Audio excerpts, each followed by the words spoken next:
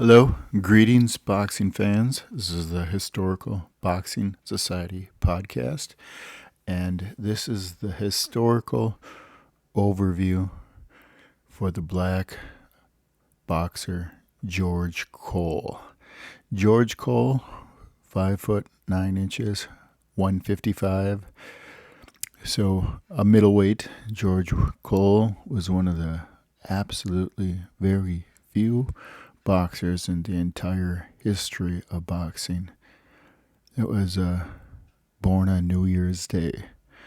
I have George Cole's birthday as 1/1/1879.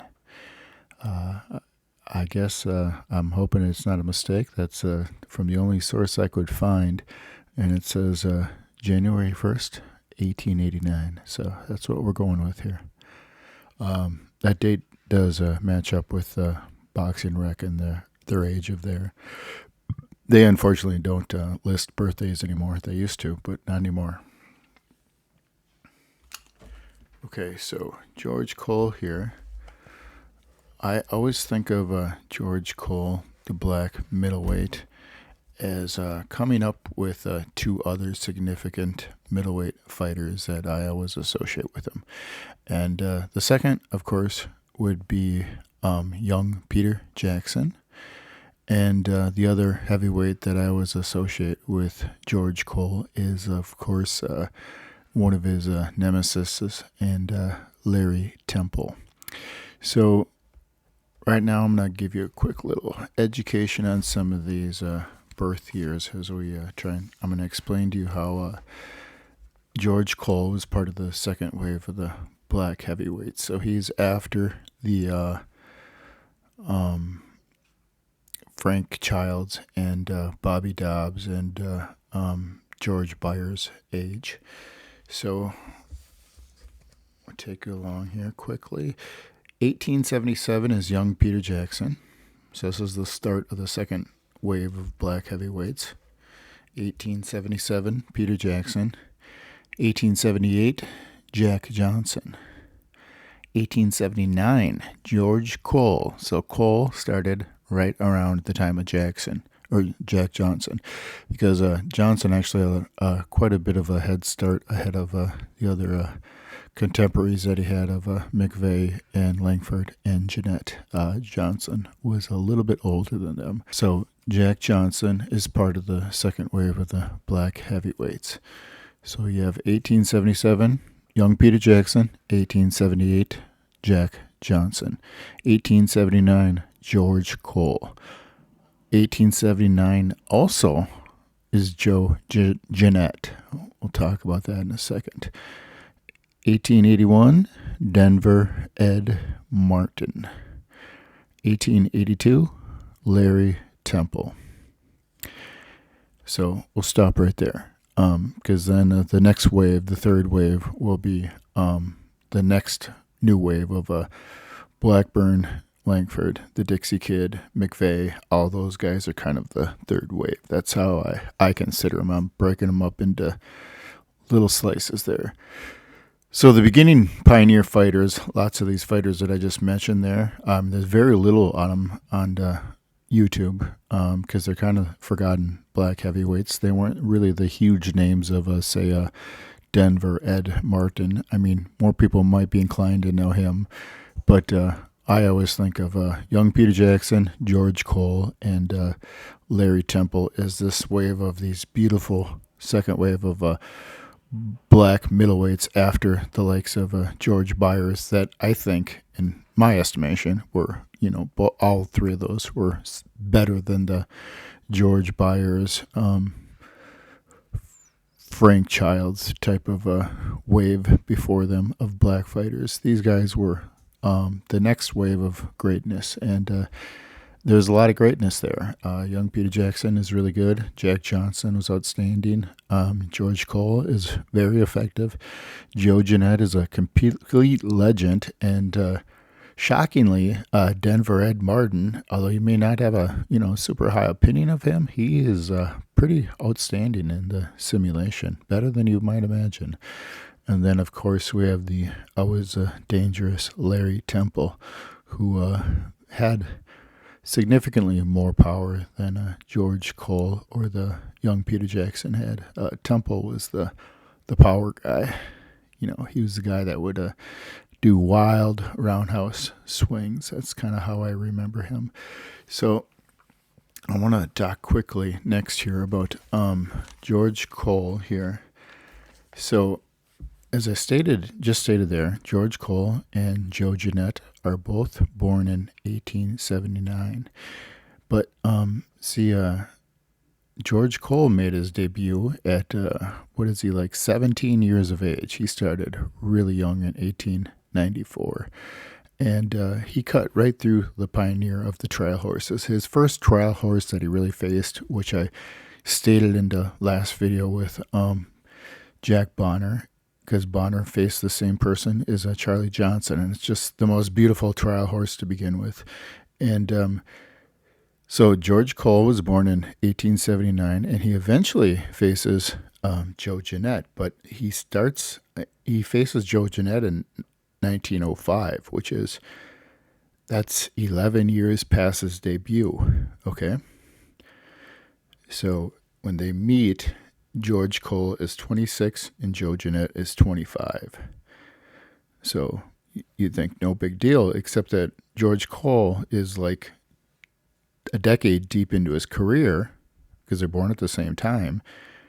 Why Joe Jeanette is in his 10th fight, maybe 9th fight, right in the range where he's just getting started, is when he's fighting George Cole. And he's actually one of his peers because they're born in the same year. But just showing the difference of how you have a guy with a really rich, I would guess, an amateur background when he's fighting these trial horses, because he's just a 19 and 20-year-old.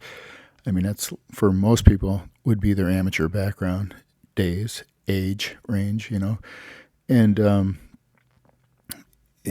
then you have Joe Jeanette, who's immediately, right in the 10th fight, fighting like one of the top peer fighters that he can find, one of the top competition levels. So all of it is quite interesting. But George Cole, he had a little bit of a success. He's got absolutely two of the highest figures here of all the fighters here. Let me take this second and show you some of my notes here.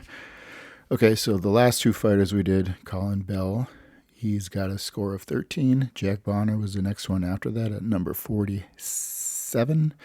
He's got a score of 13. Now we have number 46, George Cole. George Cole is got tied for the highest score of any of the fighters. He's got 32, same score as Jim Flynn. Jim Flynn had 304 competitive rounds.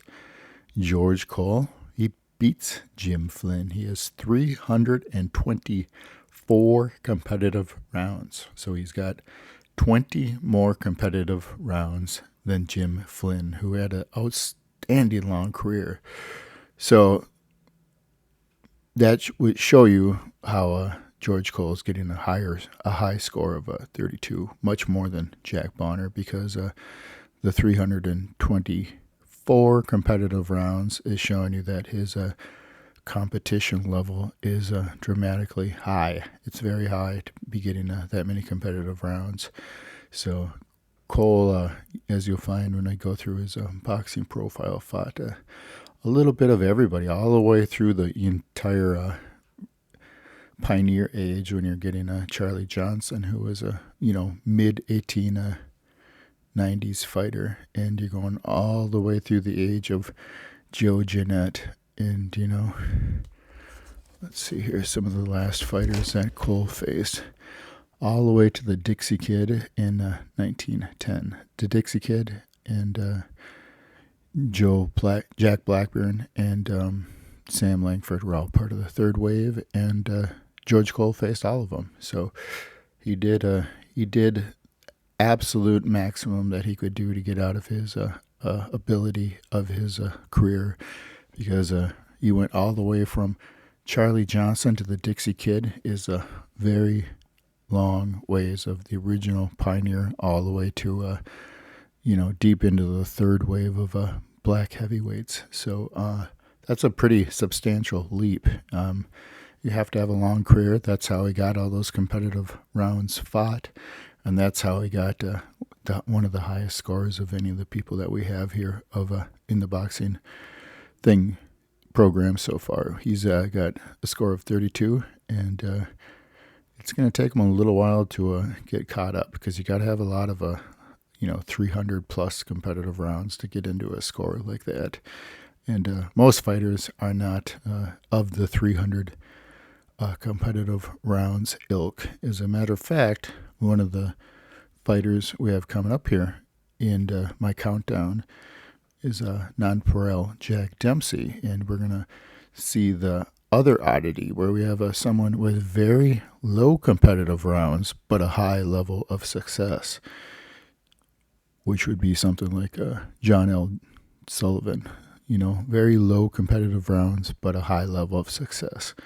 So a lot of these people existed in history, and those guys in particular are some of the most difficult to rate. So that's why we use a little bit of a helper, and we have a boxing simulation program to try and really calculate what a person's natural true ability might be.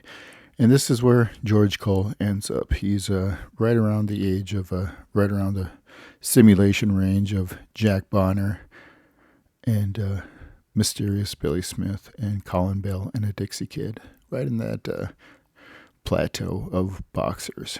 And George Cole is the last of the trio here, meaning young Peter Jackson is ahead of him, and Larry Temple is ahead of him. He is the worst of the trio of those three middleweights that I mentioned. Not to say that he couldn't beat them, because he could. That's how simulation is dictating who's better. So it's really out of my hands. I can only do so much. That's where George Cole ranks, right next to Jack Bonner. And that is the historic overview for the black middleweight George Cole, born New Year's Day of 1879. George Cole, your boxing profile is coming up.